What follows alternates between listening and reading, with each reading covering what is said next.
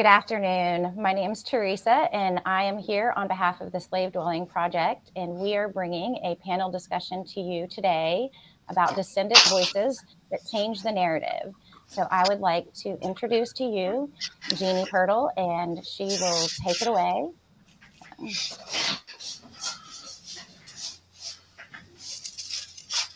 Hi, everyone. I'm Jeanne Pirtle from Historic Sotterley. And thank you, Teresa. Thank you, Joe McGill from Slave Dwelling Project, Corey Hipp and your team. And we appreciate all the hard work that's gone into this.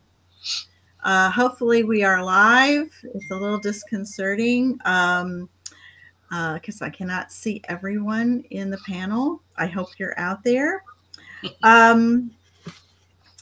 So I will begin by introducing everyone that's in the panel. Okay.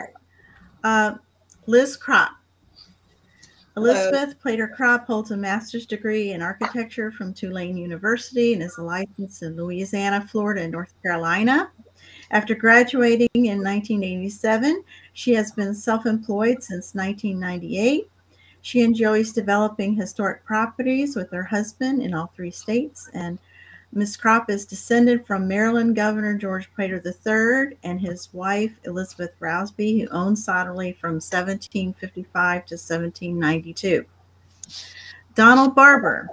Donald Barber was the 3rd generation of barbers who worked at Sotterley from the 1880s and the 6th of 7 children born to Alice Ruth Somerville and James Bernard Barber, who were employees of Mabel Ingalls, the last private owner of Sotterley. Donald worked at Sotterley for Miss Ingalls and with his parents until the 1970s. His parents instilled in him a strong work ethic and value in college education. His parents' inability to afford college tuition was overcome as Donald was a strong student and was awarded a National Merit Scholarship that enabled him to attend St. Mary's College of Maryland. He earned a bachelor's degree in social science, and he had a 30-year career in human services, working as a social worker and a mental health professional before returning to Sotterley as a volunteer and serving many years as a Sotterley trustee. Donald is retired and living in Hollywood, Maryland with his wife, Rosa.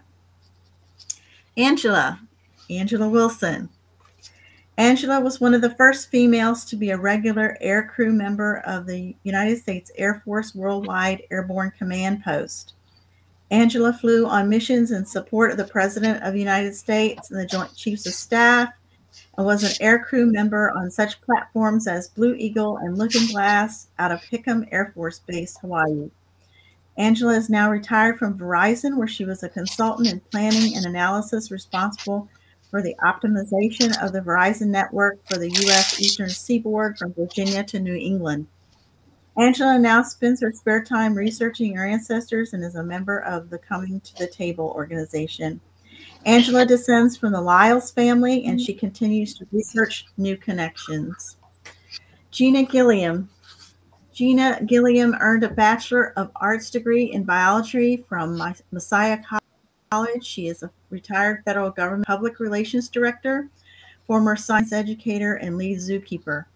She is an active volunteer and involved with many organizations, including serving as a board member of Historic Sotterley, an avid traveler, and she has visited 6 continents, including over 45 countries. A major travel highlight was teaching girls English in Tanzania. Miss Gilliam descends from the Briscoe family, who owned Historic Sotterley from 1826 to 1885. Janice Briscoe. Janice Briscoe is a partner in the law offices of Baldwin and Briscoe. She has been a partner of the firm since 1988. Her practice focuses on real estate contracts, settlements, property agreements, and title examinations and probate.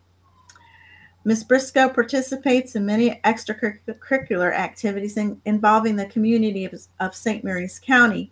One of her many contributions to the community is her position as the president of the Board of Trustees for Historic Sotterley, Inc. Miss Briscoe is a direct descendant of Walter Hanson Stone Briscoe and his wife Emmeline, who owned Sotterley from 1826 to 1885, and the daughter of the former Speaker of the Maryland House, John Hanson Briscoe. Gwen Bankins is employed at Southern Maryland Historic Cooperative Engineers Division in the Emergency Operations Center. She's a law enforcement chaplain for the St. Mary's County Sheriff's Office and volunteers helping with at-risk children, youth families, and crime victims on the local, state, and national level. Ms. Bankins currently serves as Secretary of Historic Sotterley's Board of Trustees and as the Chair of the Preservation, Restoration, and Interpretation Committee. Ms. Bankins descends from the Kane family, who were enslaved at Sotterley in the 19th century. All right, that is a distinguished group of people, and I thank you all for taking your time and joining us. So let's get started. For each of you, I'm going to call your names. When and how were you introduced to Sotterley? Could you start, Donald, please? Okay. Can you hear me? Let me see. Yes. Sure yes. Okay, good. I can. Okay, good. I was introduced to Sotterley when I was born because I grew up there on the site.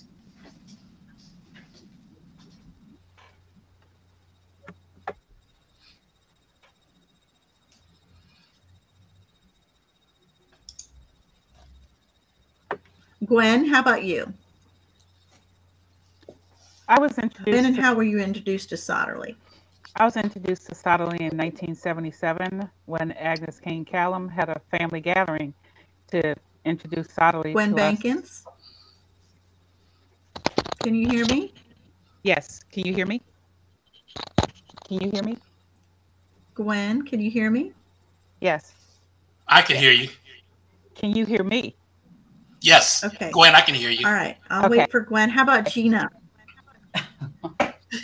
I cannot hear Gwen for some reason. Okay. I can. Okay.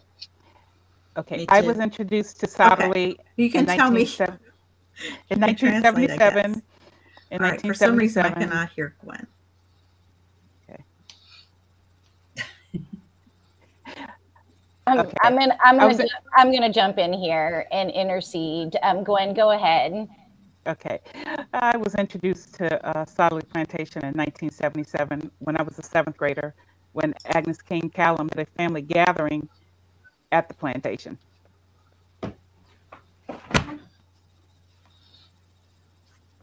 Okay, Jeannie, can you hear me?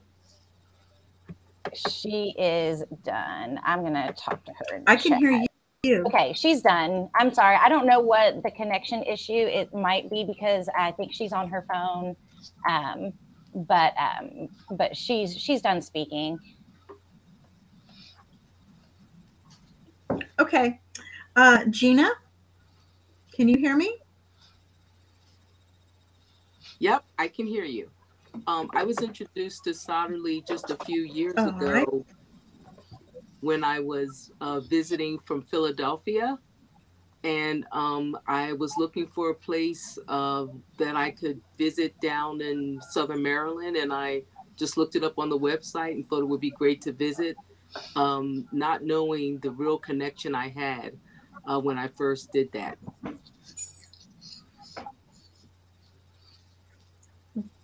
Okay. And how about Janice? Jan, can you hear me? Right. Yes, I can hear you. Yes, I, always grew up knowing about Sotterley because my grandfather was born there. The last Teresa, I can't hear Jan either. Here we go. So I'll keep talking. As I say, my grandfather was born at Sotterley, and soon after he was born in 1890. My family was, sold the property. Donald, you can let me know when she's finished. Okay, I will. While it went out of the family, we were very much involved with it because I grew up very close to Sotterley. As I was saying, my family stayed involved with Sotterley throughout the decades. So always knew about Sotterley from, early childhood. Okay, Jeannie, she's done.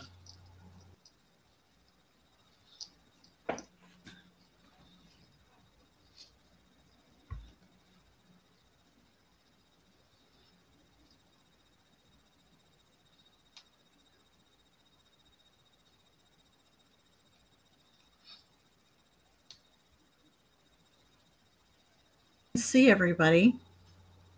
Thank goodness. Can everybody hear me? Yes. Yes.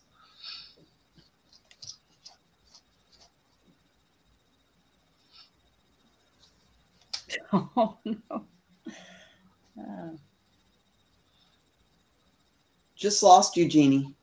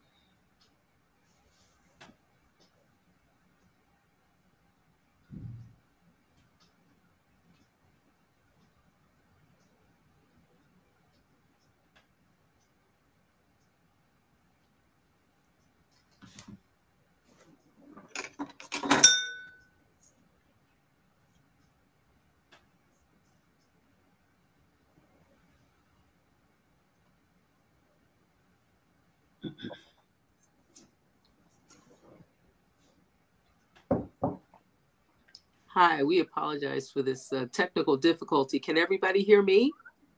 Yes. I can. Okay. Yes. All right. So why don't we just continue to move forward? Who has not answered the question, when and how were you introduced to Sotterley? I haven't. Okay. Okay, Go ahead, Liz, Liz. can you go ahead? Okay. Go, Liz. All right. So I was actually researching my Barnes family at Tudor Hall when they told me that the slave ships used to come in through Sotterley. That was the first that I heard of Sotterley. And then later on, I had heard about the GU 272, and there was going to be a speaker series at Sotterley. And that was the first time I visited Sotterley. And then as I continued into my research of my ancestry, I discovered that my second and third grandmothers had been at Sotterley. And it was at that time that I contacted Jeannie to confirm whether or not they had been there. And of course, the answer was yes. And so it was at that point that I decided to visit Sotterley, to actually take a look around at everything.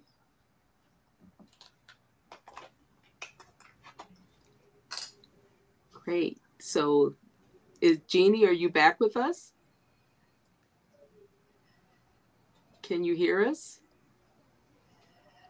Okay. Liz, you did answer that question too, right? No, I have not. Okay, then go ahead. Okay. I first visited Sotterley in the 60s when my grandfather took our family over to just have heard all the stories ever since I was a child. That's pretty much how I was introduced to it.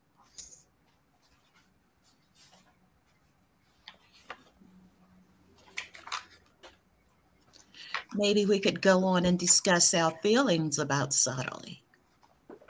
Sounds good. I can go.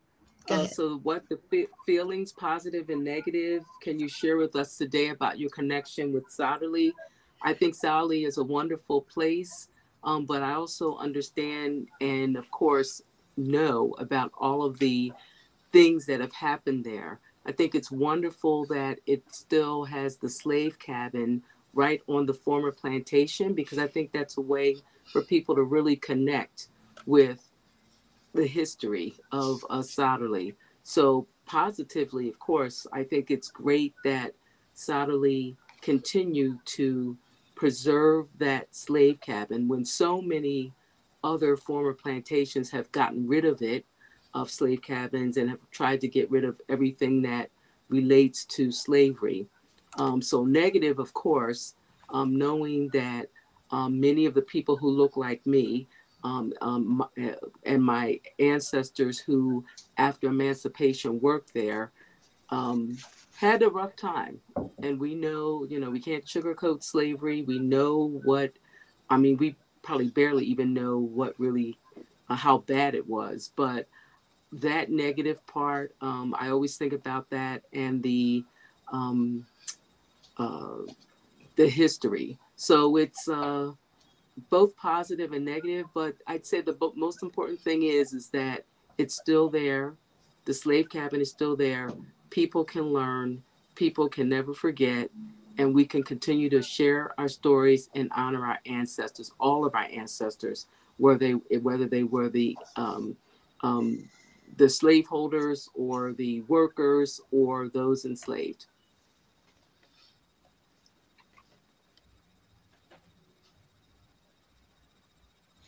I'll go ahead if it's okay with everybody. As the descendant of one of the owners of Sotterley that owned slaves, I consider it an honor to serve on the board with people that are here on the screen that, were descendants, of course, of the enslaved when my family were the slaveholders, and that we can, respectfully share our stories and tell them in a way that is honest, however painful that might be. But I think we really, I wish more people could hear us and see how it can be done.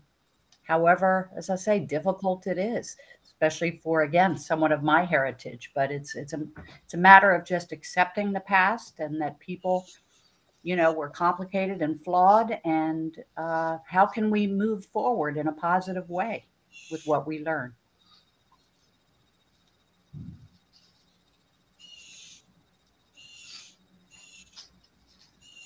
So, next. Folks, I'm going to stop in. I apologize. I have been trying to get tech support to help. I think Jeannie is having some audio issues. I am hoping that she is on with tech support. Is there anybody else who can go ahead and speak while we're trying to get this ironed out? I'd like to speak. Okay. Sure. Okay. As a person that was born and raised on Sotterley, the thing that I take from Sotterley, my feeling about it is that Sotterley is full of lessons. There's a great deal to learn there, and part of that learning is learning not to be crushed by your circumstances or the things that happen to you, to persevere and to be able to overcome obstacles. I think that's the big lesson, because many of the people that originated at Sotterley, people of color, overcame just tremendous situations to grow and thrive.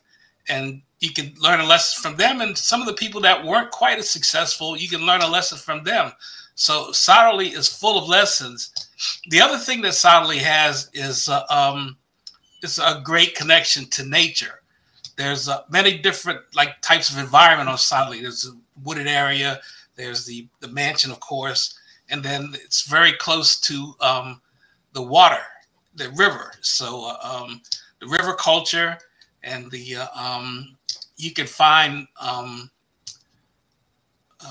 artifacts from Native American culture around there too, if you look in the fields. So, like I said, there's just so many lessons there, and the biggest lesson is not to be crushed by your circumstances.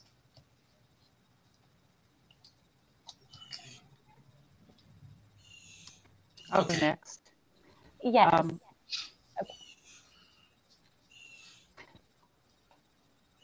This is Gwen.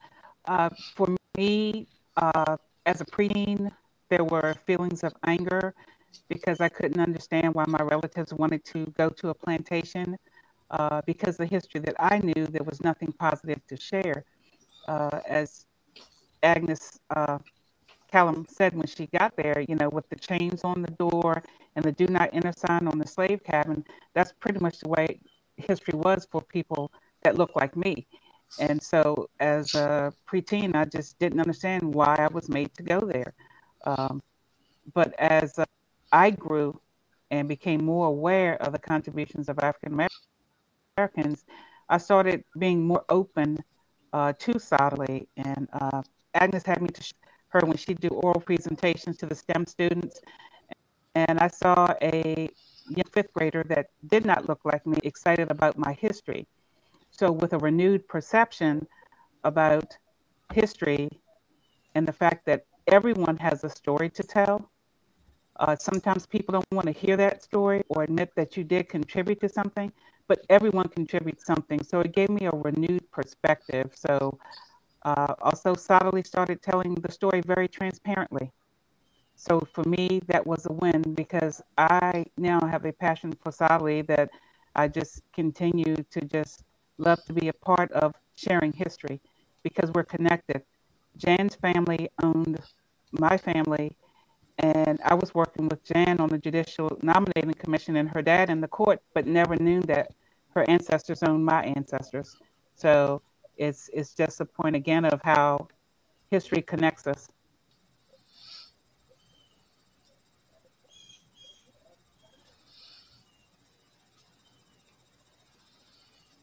I'll answer next. I think that probably the most positive thing for me about Sotterley is what it is doing and has been doing for some time to bring people together and initiate the discussion that was absent and for most of my childhood. I think the only thing that was ever mentioned about slaves was the actual slave quarter that exists on the property. But nothing else was discussed about slavery in all the stories that I was told. So I think the most positive thing is bringing everyone together. I'm very excited to be a part of this and the discussion.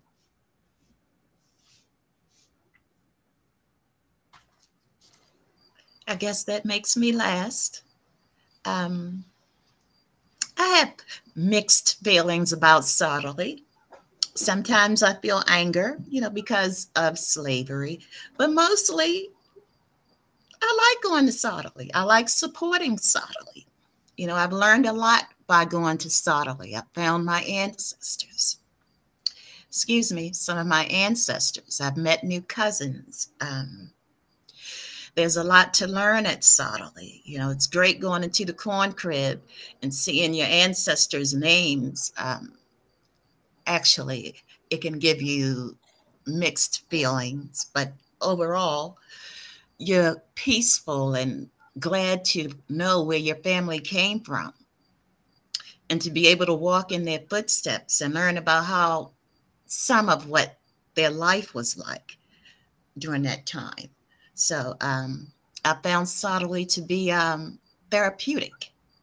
Because there was a time when I was very angry about slavery and plantations and what the plantations stood for. But now it's more important to me to find out where my ancestors came from. And it gives you a feeling of wholeness. Yeah. So yeah, I love Sotterley. That's all I have to say on that. Great. Is Jeannie back on? Okay, I don't think so. So why don't we just go to the next question? And the next question is for those of you, please share with us how your relationship with Sotterley and its history affects and has affected you. Similar to the previous question, but if anybody wanted to add anything about how the relationship with Sotterley and its history has affected you. Why don't we start? I'm just looking at my screen. I'll start with Donald. Can you start? You're on mute. I'm unmuted now. All right. Okay. How Sotterley my relationship affects me now is that I continue to get questions from members of the African American community about why I would, in my wildest imagination, want to be in any way involved with Sotterley. And it's a question I hear a lot. It's a question I have to answer a lot. And it's even answering the question irritates people. So the fact that I have an answer is part of the thing that irritates them. They say, you know, I should just be ashamed of myself, and I'm not, because I'm well aware of the things that my family accomplished, even though they started out, my grandmother's family started out enslaved at Sotterley. So I'm very aware of what they've accomplished since then, and I'm very proud of that. And I think Sotterley has done an excellent job of filling in the story, where it used to be just focus on the owners. Sotterley was owned by this individual during this period, then this individual, and then just going through the years. But I think it's quite a bit of expansion to the story. It is much more inclusive now and much more real. It's really an American story in microcosm. So I continue to tell people why I want to be involved with Sotterley, and I have no second thoughts and no ill feelings about my involvement, and I'm very proud of it. Thank you, Donald. Gwen? For me, there's been a transition. When I was first asked to present in the community on, when I presented the Sotterley story, I had people who looked like me telling me that I should not be associated with that place. Do you know what they did down there? And then my next question was, have you ever visited? And the answer was no. Well, you need to visit. You know, for me, the thing that I love most is the yellow room and the alcoves, and you look at the woodwork and you think of the talent and the skills of the laborers who went into just carving those alcoves. It's amazing when you look at some of the work, and even in the slave cabin, how they survived, you know, being oppressed, you know. And you think of people who complain today, and for me, when I look at the cabin, it's like it gives me strength, because what I endured today is nothing compared to what they endured. So there's a silent strength that comes from knowing that my ancestors survived, had a family, you know, took care of the owners of the house, you know, and they still were able to how can you say, raise their families, survive under the conditions they were, and still, even though they were enslaved, they were still able to have a life with their family, and to learn skills and to be loaned out, and they help to build part of the community that we live in today. Some of the things, I've had conversations with coworkers. There's one gentleman, his grandfather was a slave, and he's in his 60s. And when we talk about Sotterley, and he talks about his grandfather, and I tell him some of the things that I've learned down there doing some of the tours or just being a member of the board, he was like, "You really learned that there?"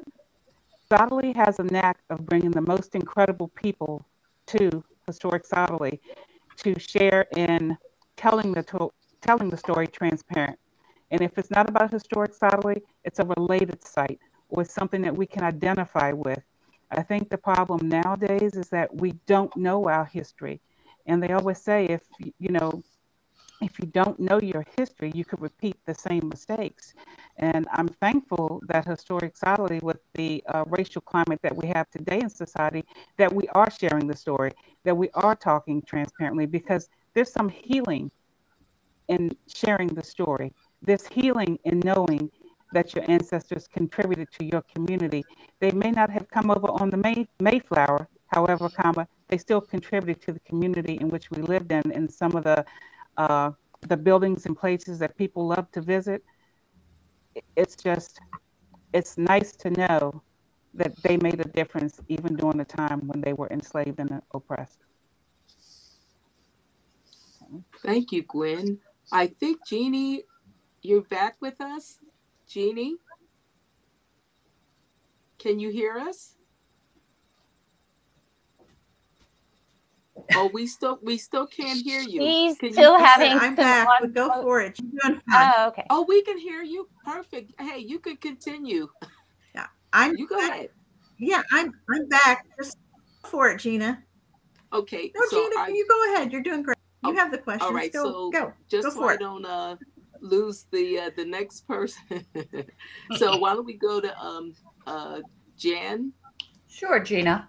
Well, kind of as you say, that's similar to the question we just answered in terms of, while I grew up knowing about Sotterley and my connection with it, I've come to, of course, learn, more of it. And again, in a more honest and frank way than, really was the case when I was a kid. It was just that we owned this beautiful, place. But, obviously with time, my thinking has evolved and become more comfortable with talking about, the full story of my history, the good and the bad, and accepting it as part of the American story that, we are all a part of. And now, thanks to, again, the wonderful people that I'm sharing the screen with and others that have, never made me feel personally bad or anything of that nature, it's gotten easier and easier to deal with and, feel good about, however difficult it is. Mm-hmm. Thank you. Next, Liz. I am well aware of the advantages that I had being descended from Southern white families here in Louisiana and Maryland. And I'm just incredibly grateful to Sotterley and everyone here on this panel for sharing their stories and being truthful about the history, finally. I think things would have been very different if I had not been born where I was born in history. And it's just very good to know the whole truth and hear everyone's stories and their thoughts. So thank you. Mm-hmm. Thank you. Angela, did you answer the question? Not yet. Okay, ma'am. Well, when I go to Sotterley, I think I learn a lot because not only do they tell the story of the enslavers, but they also tell the story of the enslaved and the indentured as well. Now, so when you go there and you learn all these things, it makes me want to learn more about slavery and what went on during that era. And it has driven me to do other things like participate in the archaeology digs with Catholic universities, where they go around to the Jesuit plantations and we dig and see what we can find from that time. And also, from doing that, we also will be able to get to determine what will be displayed in museums and what will be taught in Catholic and public schools. We'll be able to give some input. So I think going to Sotterley and learning so much there has made me branch out to do other things as well. And I will go. So for me, being a serious, unfortunately, real Philly girl all of my life, all of my ancestors that I knew about, over 100-year history in Philadelphia, West Philly, I had no clue that I had any connection to Southern Maryland. So if people have not or want to think about it, definitely I would say if you want to know more about your history, it's great to do your DNA, get a DNA test. It was only because of my DNA test that I did just a couple of years ago that I realized that I had a huge connection to Southern Maryland. No one I knew had ever said anything. Grandparents and great-grandparents had passed away. But as I was looking at the shared matches, I realized I had so many from that area that I'd never knew about. So again, as I was visiting down in that area, meeting new quote unquote cousins, I remember saying, "Oh, what is there to do? There's a little museum. Let me go check it out." And I'm so glad that I did. And just as everyone was saying, well, one, I also wanted to mention I am a board member of a Sotterley. And whether we're board members or not, we will always have a connection because we're descendants. And when we say descendants of Sotterley, we talk about the enslaved, the slave owners, and people who worked there after emancipation, as my ancestors did, and also indentured servants, white or black at that time. So I just think it's so the history for me, as I've been connected to Sotterley and hearing about other plantations that have been found throughout the South, I have to give a shout out to Sotterley for making sure that they have kept the slave cabin. Because if that slave cabin isn't there, when people come, they'll see the different things, hear about it being a plantation, but it's, as we know, seeing an actual small slave cabin, going inside of it and understanding that a good amount of people live there, tiny little area, and that they only spent time there mainly to sleep and then work wherever they needed to work. So Sotterley has really done a good job of trying to help expand everyone's knowledge. And because of that, that has affected how I look at Sotterley. We are all connected, we all work together, and we are descendants of slaves and slave owners. So imagine what our ancestors would be thinking now, but it's actually happening. And Sotterley is the leader in bringing this kind of discussion, events, programs, etc., to the forefront. And so, Jeannie, with that, I will let you continue on with the next couple of questions.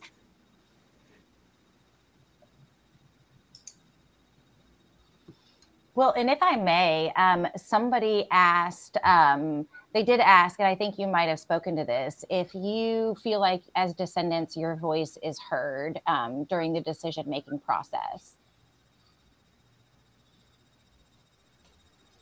Most definitely. Yes. As a board, yeah.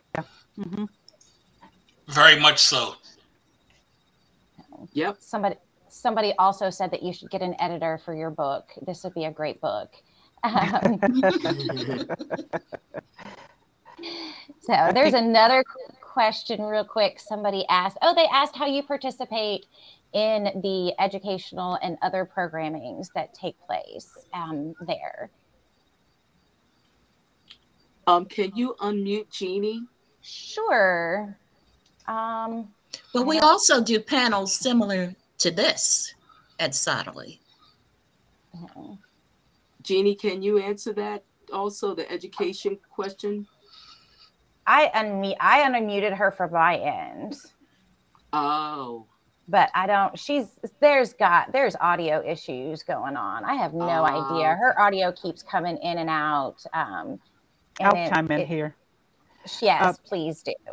With the education team and the director and the incredible staff that we have, they do everything they can to make sure descendants know what's going on and to get their input.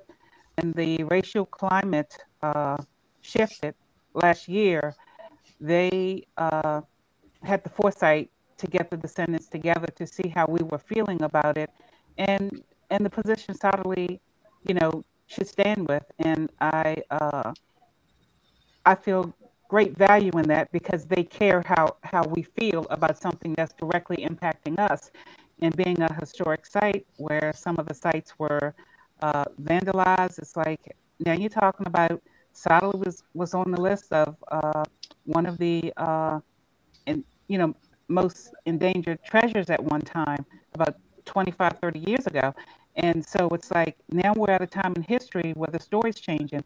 They took the effort to contact people who were connected to the people there to see how we were feeling and to share our combined statement, you know, along with the organization. And I think that speaks a lot to them. It's not just a job for them. And they make sure that everyone that's tied to Sotterley, or even those who are not, if they need something, there's always an open door.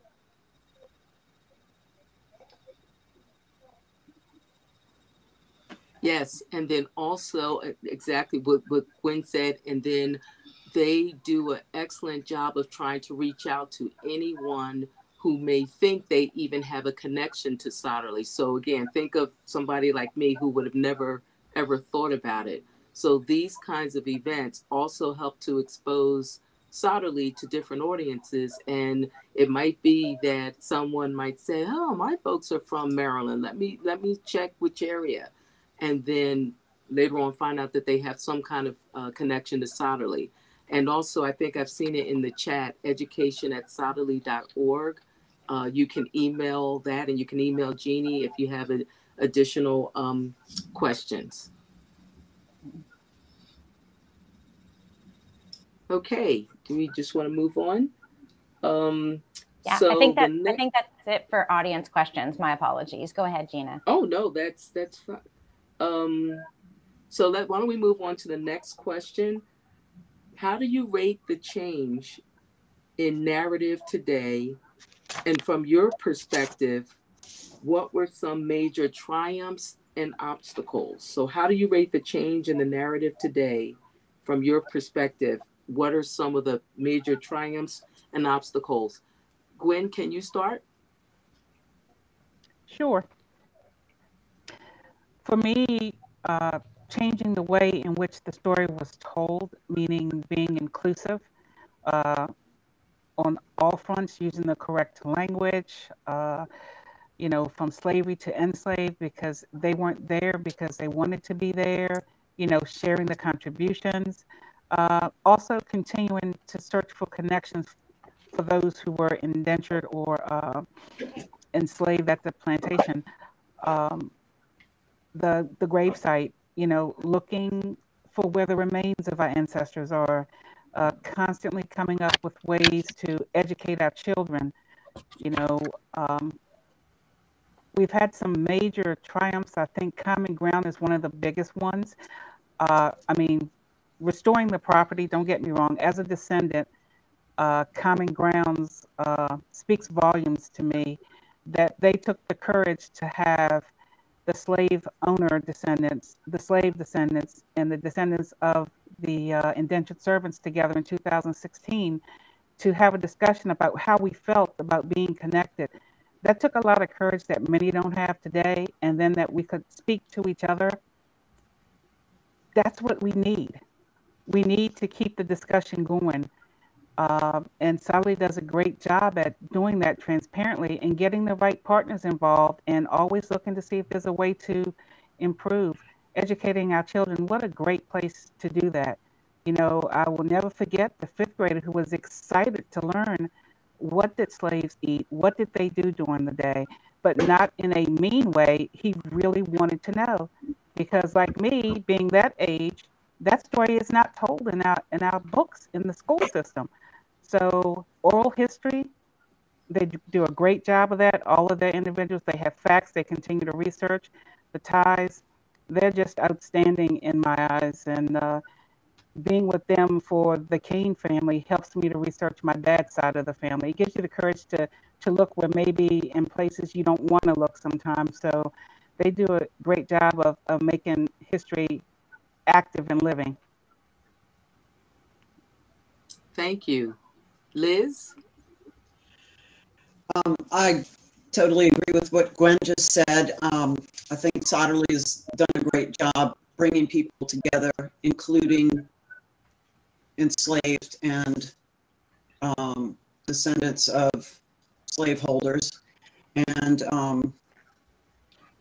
it's a difficult conversation for some of us, and it's made easier because, well, for myself, hearing everyone else's story and opens up a good world of knowledge about the past.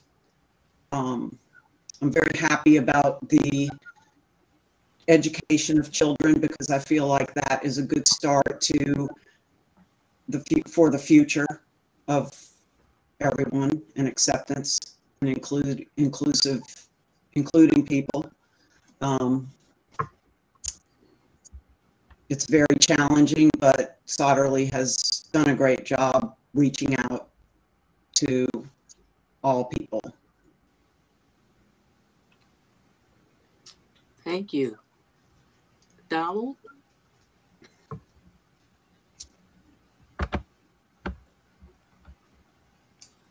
Okay.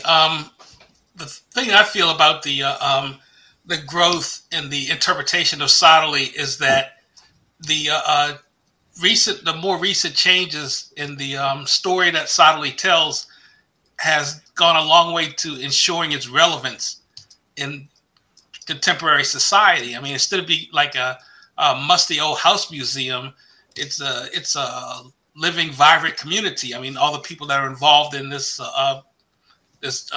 presentation here. I mean, you know, everybody has a current life, and they're all divergent. And I think where the unifying thing is Sotterley, and I think that is actually a huge strength for the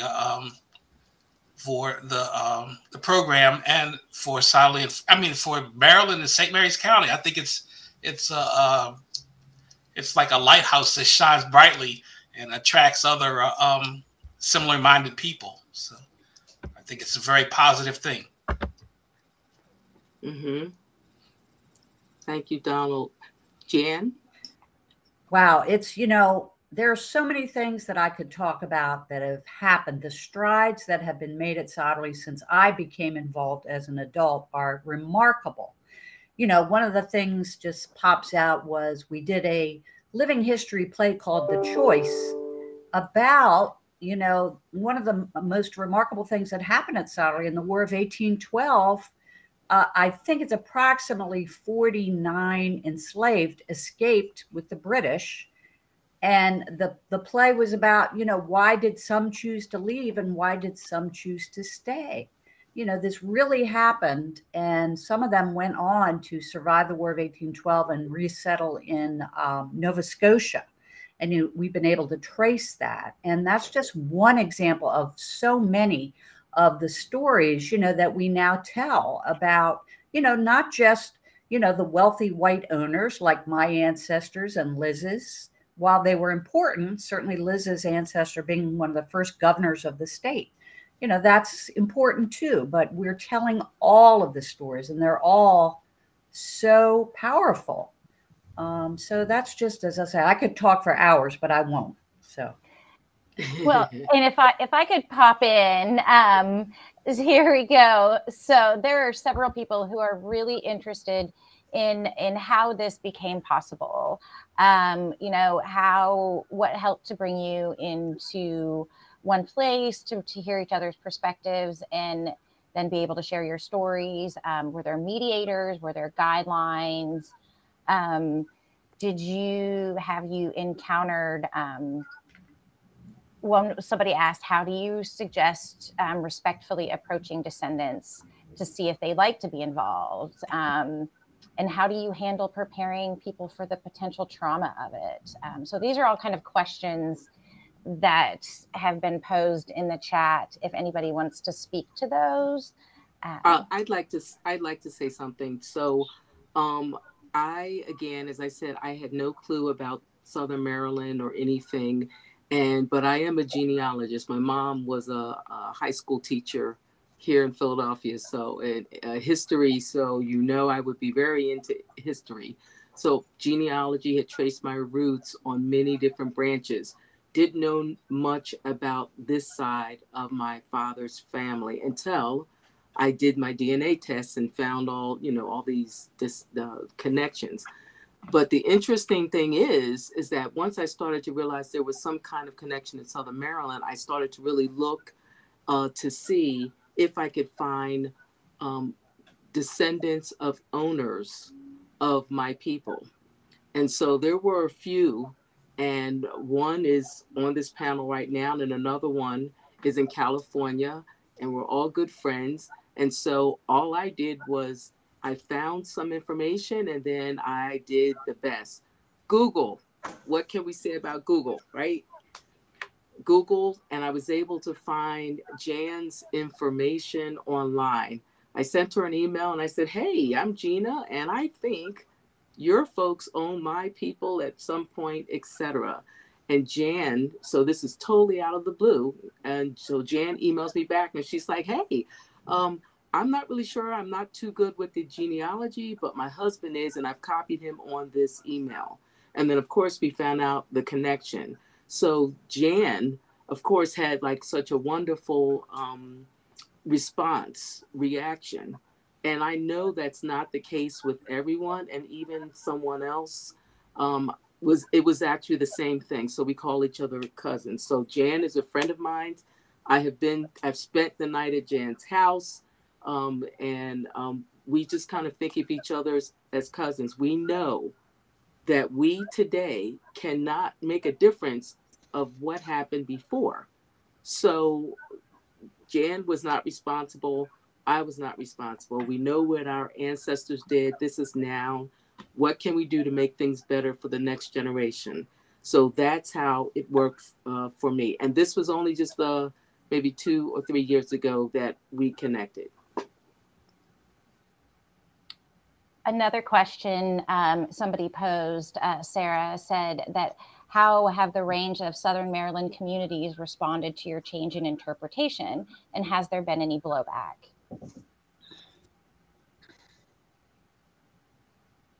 Well, I'll just real briefly say that I know there were people that volunteered at Sotterley for years, you know, the old way, you know, the sugar-coated way. And they really did. Some just could not comfortably, you know, continue in a way that was a more honest, inclusive story. And they pretty much just stopped, you know, working at Sotterley, at least in that capacity. So that's been at least one example of that I'm aware of. I would say, as someone who works at a historic site, that's probably pretty common to lose some volunteers when you change interpretation in that way. Some people just aren't comfortable having those conversations, and they just aren't prepared, for sure. Right. Gina, did you have some more prepared questions for the panelists? Yes, and I just wanted to see if anybody else wanted to answer the question, how the change in the narrative today, your perspective, any major triumphs and obstacles. Did anyone else want to respond to that?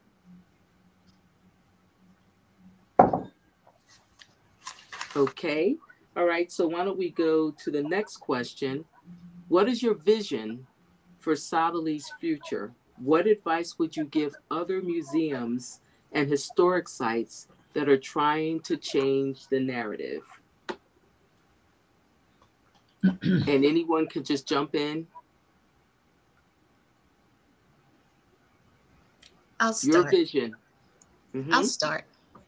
Well, I would like to see the corn crib expanded. Will we have the oral histories and the slaves listed and artifacts? I would like to see that be a larger building. I would like to see more oral histories. I would like to see Sotterley continue to thrive for many, many years to come, so that our own descendants can come and find the same and even better information than we found. I would like, let's see, always want so much for Sotterley. Yeah, I would like for Sotterley to be able to expand and become more modernized, things to be more digital, so that you can select a story that you want to hear, you know, an oral history that you want to hear. And hopefully that they'll be able to get Descendants and others to contribute more information to expand what they have in their archives. There was somebody that asked if the Descendant group was linked to the Coming to the Table organization, and they said if not, you're more than welcome. Many members of the Coming to the Table are also active supporters of the Slave Dwelling Project, just so you know. I recently signed up for the Coming to the Table organization. I just signed up last week. I haven't even attended a meeting yet. So, well, I'd just like to real quick kind of expand on what Angela said. Everything she said, I agree with totally. And just, the realities of Sotterley, like so many historic sites, is just, finding the financial support needed to keep this place going is a true challenge. We have 90 acres of land to maintain.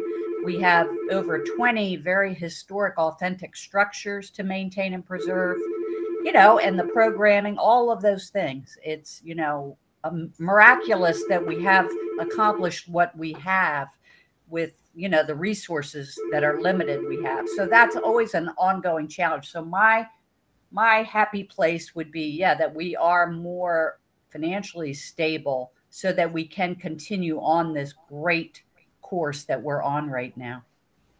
By the way, you did get a shout out from Mr. McGill that said you are way ahead of the game in engaging the Descendant community. And I would say you are. The work you have done is phenomenal.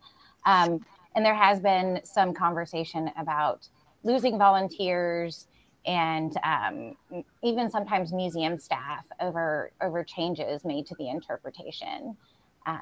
But yes, Jeannie, you and all the other all the Descendants are all getting lots of congratulations. It is amazing work that you're doing. And I would like to add one more thing. Sure. And my big dream would be to find out or to confirm whether or not that is an African-American cemetery on Sotterley Plantation. Now I'm finished. Did you say it was Catholic University that was doing some excavations in the area? Yes, they are doing excavations at they just did St. Inigo's, and we have Bohemia coming up in the winter and Newtown in the summer. Okay. So I know in Kentucky, we do have a organization that does archaeology for nonprofit organizations. I would love to see you be able to confirm that cemetery.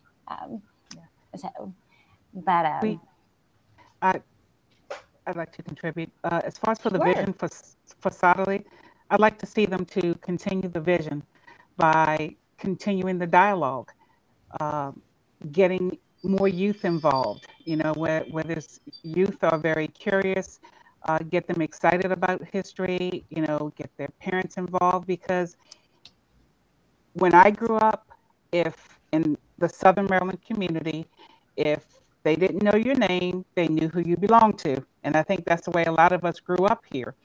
So I believe that when we learn about the familiar connections, it also tells us why we have so many people interconnected. We forget that they used to travel by foot and water. We didn't have cars, or they didn't have cars back then.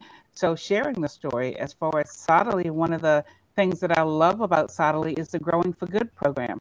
They've contributed thousands of pounds of produce to our community to help feed them. So they plant, I think the harvesting of the potatoes is coming up soon, but to be able to give back, to use the land that was once worked by the enslaved, and now to have individuals work it and to donate that stuff to our food pantries, I think that's incredible, and I think that gives us an investment back in the community.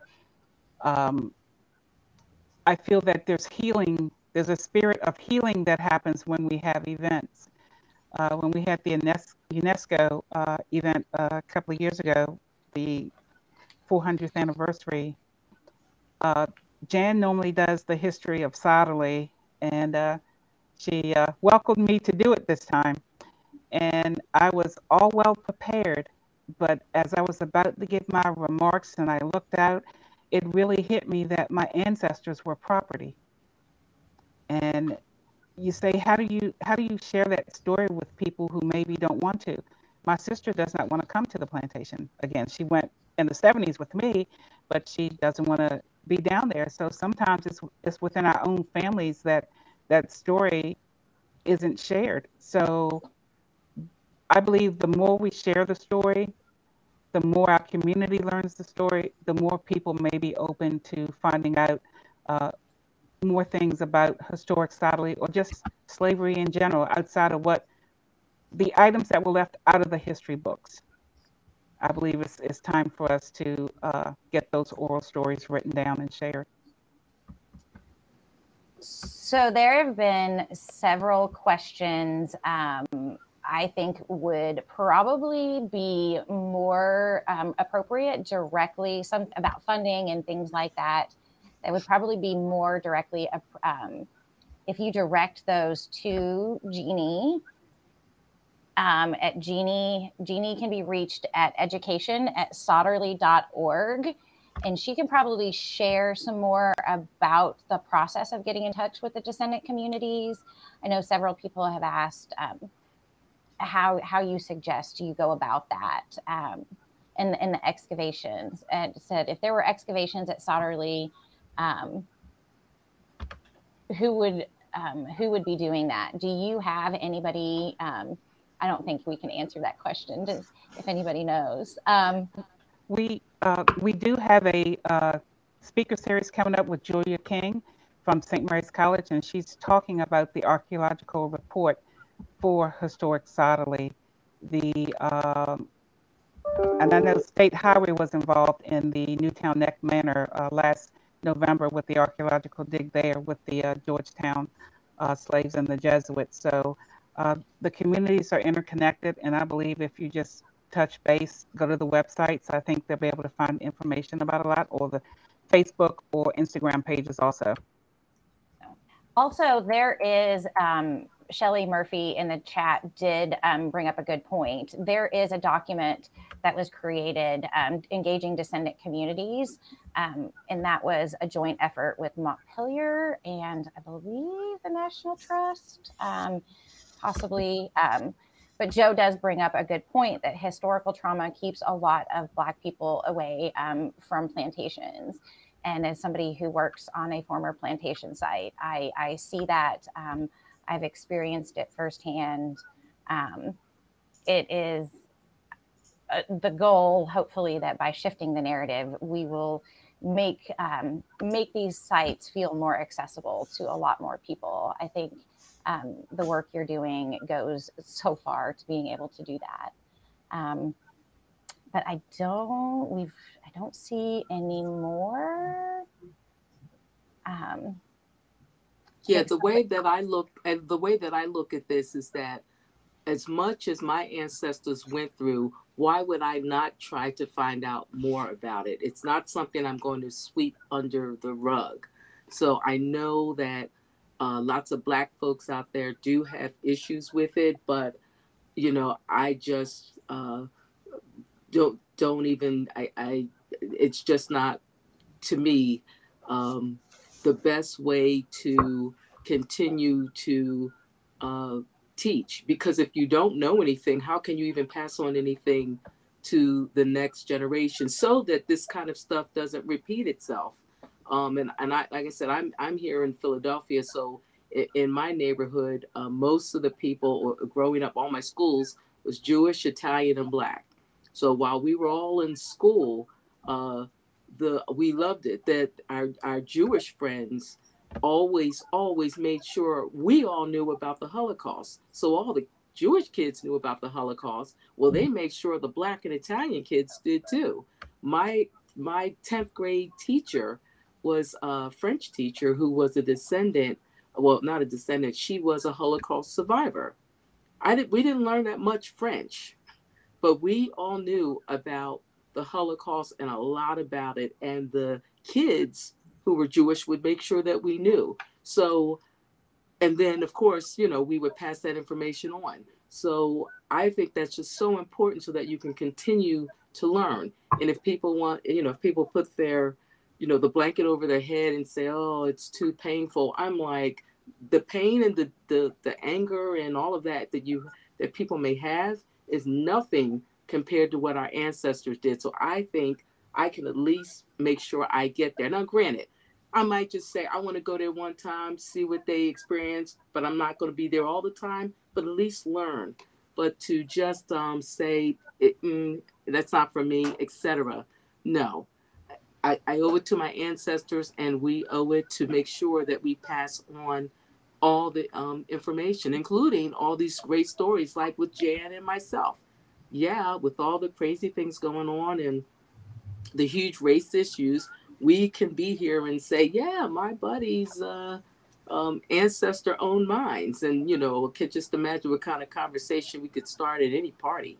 So anyway, that's my spiel. But I always like to talk about growing up here and how it was so important. And I'd come home and say, oh, Mom, you know, one of the Jewish kids told me this about the Holocaust, and my teacher told me this and she showed us her tattoo and just how we were always explaining it. So I think it's good. The more that you know, the more that you can learn, the more that you can refrain from repeating the same mistakes ever again.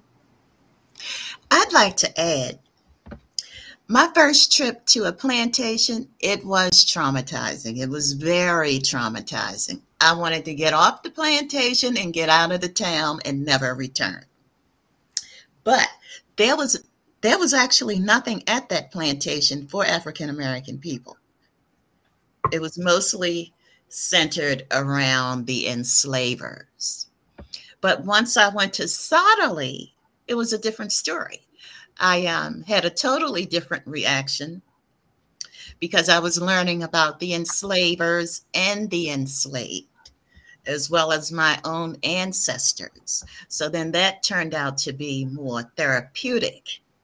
And it is a place that I have returned to over and over and over again. So there can be there can be extreme reactions to different types of plantations. If you have nothing there for African Americans, then yeah, they're going to be plenty angry about it. That's my thought. I think that's a good point. Simply by telling the stories, we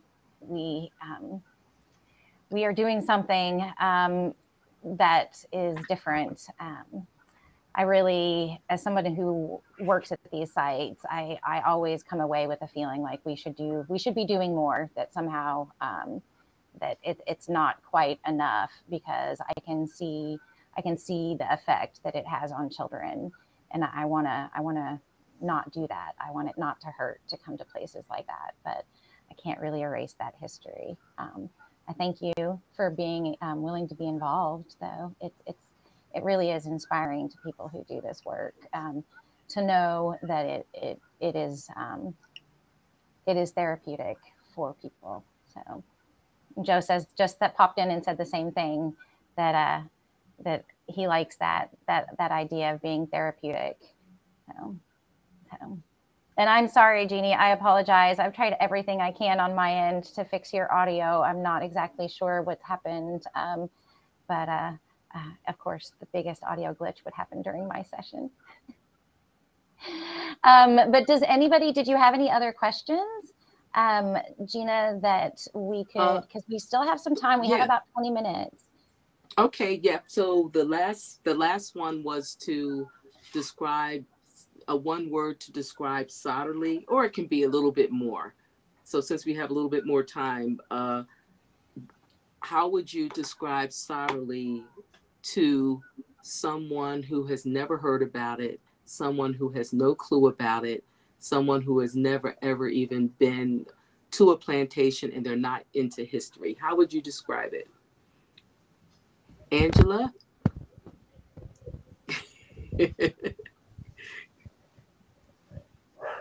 Mute. I would describe it as a place of learning.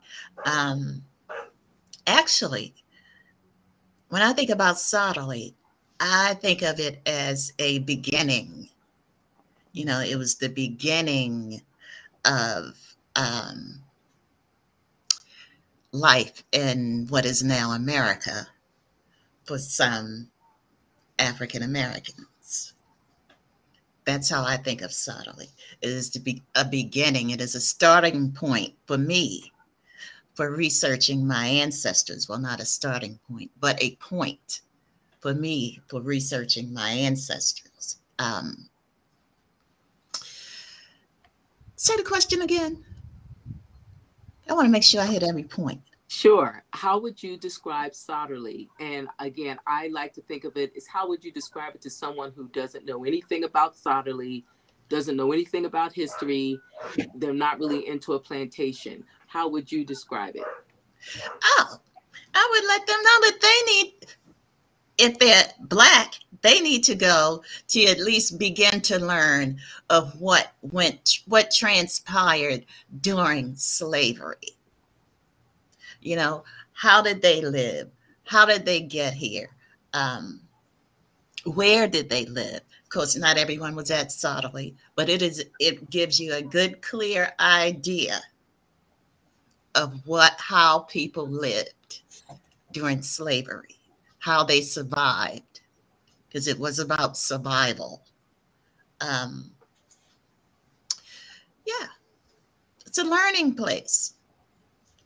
It's a place to work out your feelings and because there will be anger. There's no getting around the anger, even if it's just temporary. There will be anger. It's a place of working out those feelings because we can't walk around being angry forever.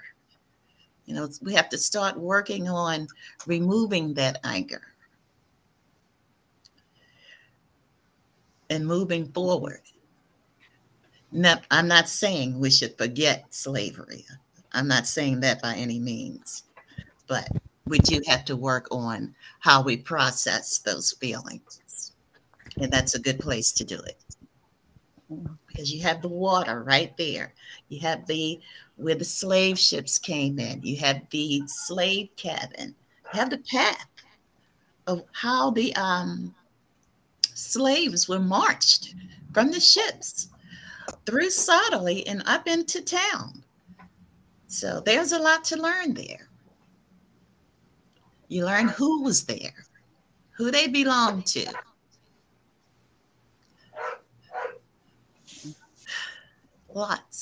There's lots to learn there. I think for me, the one word is connections. And I say that one because of Agnes. Because of Agnes's work and a lot of the work that she did, a lot of people are able to connect their ancestry through some of her work. And transparent because of sharing the story.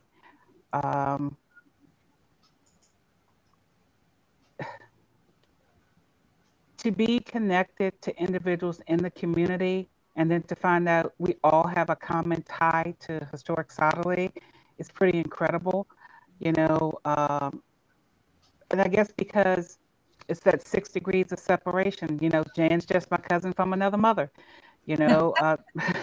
You know, I mean, it is because I can't tell my story without sharing her story.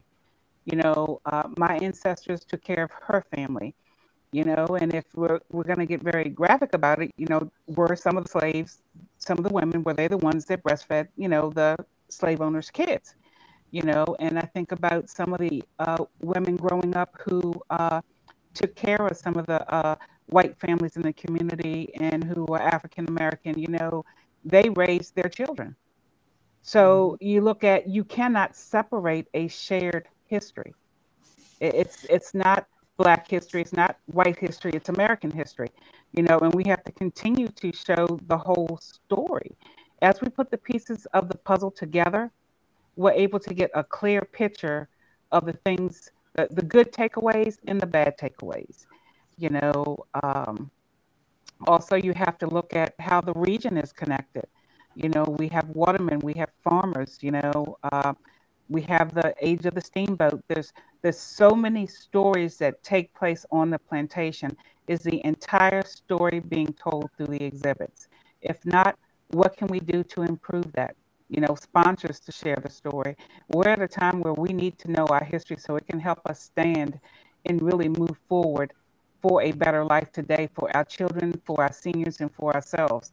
So being one of the things I love about the volunteers at Sotterley and the staff is they're so passionate to keep the place going, because I know staff is definitely not there because of pay, because of course, when we talk about keeping plantations, keeping historic sites moving and going and functioning, we know the money's not there. So the money has to come somewhere. We talk about the long hours. So it really needs to be a combined effort, community partners, descendants of all types, and businesses. We can't lose our history. It'd be like it was when Agnes came to Sotterley. The chains on the door, do not enter. That silence speaks to the silence of people who look like me and people who are similar to me. We have to start telling the whole story and doing what we can to make it happen for all ages and for all individuals to understand on all levels.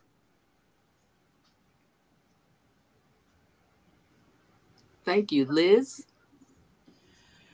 Sotterley to me is a place to include the truth, to learn, to share with others the true history.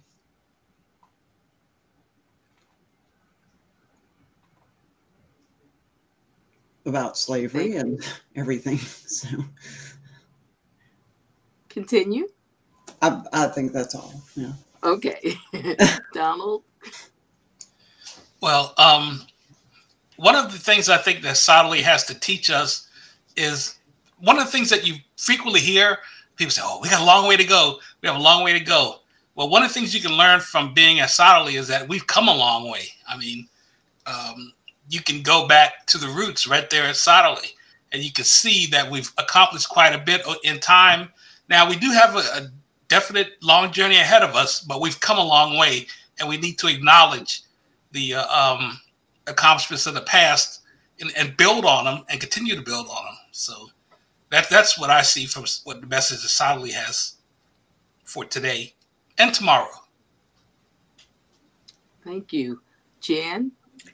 Well, the original question said, use one word, which, obviously is almost impossible with Sotterley, as these very eloquent speakers before me illustrated. Wow. But, the few words that I think of are irreplaceable, authentic, and honest. Authentic meaning, these buildings are not recreated like they are in so many museums. These are original, authentic structures that have so many stories within them. And they do serve to, honor those that labored to build them. And, it's such a, responsibility, an awesome responsibility to try to keep it going. But, because they are so irreplaceable, it's vital that we continue to do so. And the word, if I did have to pick one word, I would say reconciliation. When I think of Sotterley, that's the first thing I would think of, because it does a really good job, and I think Sotterley is a leader in that respect of doing the programs that help to connect people from all different ethnic backgrounds and connections with Sotterley, to bring them all together, because no matter what, 30 years from now, whatever, we will all still be connected to Sotterley because our ancestors were. So we will always be. So I think with all of the things going on in this world today, we are always looking for ways to try to raise awareness about what we're doing. And guess what? We've been there, done that. We were doing this before all of last year, when people were starting to finally really talk about race and bring that to the forefront. Sotterley was already doing this. Sotterley was already ahead of its time. So just wanted to add that, but reconciliation is what I think of when I think of, if I had to pick one word. Teresa, did you have any other questions that you wanted to share before we leave? Meredith Taylor asked, what is one thing you would like to see at Sotterley? And I think somebody talked about the corn crib, and somebody talked about youth programming. I think that gives us, did anybody else have anything to chime in? Yes. I would like to see the Scriber House become part of an exhibit at Sotterley.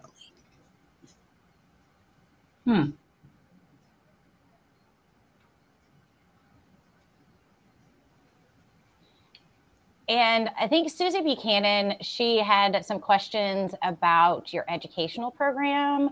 I will once again send you to education@sotterley.org.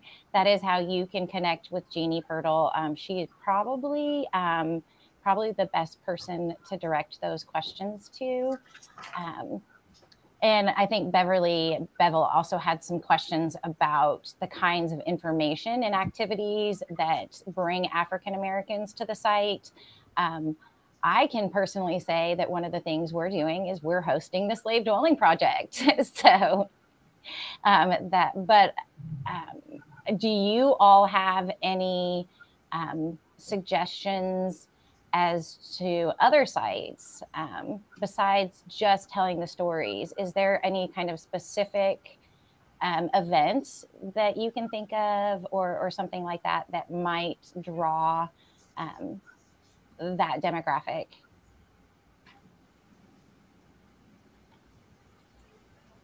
And Jeanne did pop into the chat and say they've hosted Joe twice. And I know he did come into the chat earlier and say that he wants to do another event in 2022.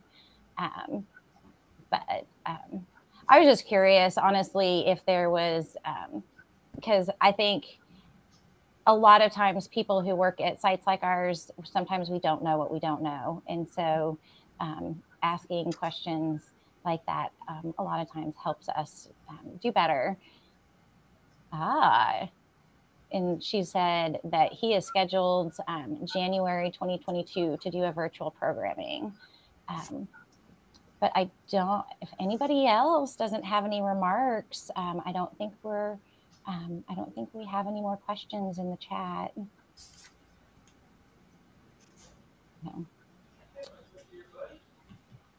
Oh, Angela said we need him live. I can't wait. I can't wait. We actually had him scheduled for October 2020, May 2020, maybe the first time. I can't remember how many times we've rescheduled it, but I'm looking forward to having our live event later on this month. And thank you so much. I hope I speak for all the attendees in saying that your panel has been amazing, and it has been truly inspiring for us. Yes, Jeanne says when it's warmer, for sure. But I appreciate you, and I appreciate your perspective and your willingness to come today and share that with us and all the work that you do. Thank you so much. And we appreciate you. Thank you. So we thank you for having us. Yes. Thank you. Thank you. Keep up the phenomenal work. You truly are inspiring. Seeing what can happen and what can come of these efforts. Oh, and Jeanne says thank you. Yes. It really it gives me a renewed enthusiasm for the work that we're doing. So you all are wonderful. Thank you so much. I would say go to our website and our social media sites to see our events and to get connected to us. Yes. And you all are, this has just been an amazing experience getting to hear you. So well, yes. We really appreciate the opportunity to be here. So yes. So, thank you again, and you have a wonderful day. Thank you all. Thank you all. Thank you. Bye. Bye. Take care, friends.